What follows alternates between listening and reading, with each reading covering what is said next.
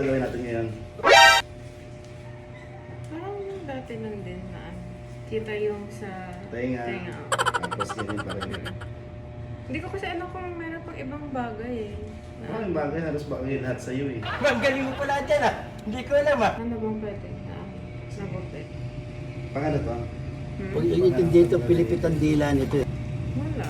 Wala lang. Oo, parang maano lang yun. Pang-araw-araw lang. Pang-araw-araw lang daw yung mga kalong hair. Start natin. Kamusta mga kalong hair?